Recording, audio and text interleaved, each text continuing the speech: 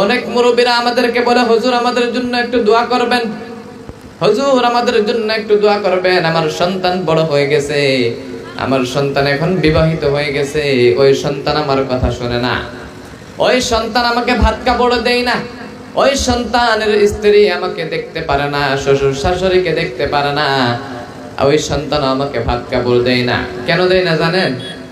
কেন দেয় না? সন্তানেরা বড় হওয়ার পরে জানেন কি?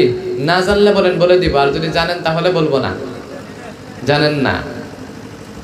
অনেক মুরব্বীরা যখন নাকি তাদেরকে সন্তানরা দেখতে পারে না, তাদের মধ্যে ভালো করে লক্ষ্য করে দেখবেন, নিজের সন্তানদেরকে প্রথমে ইলমে দ্বীন শিক্ষা দেয় না।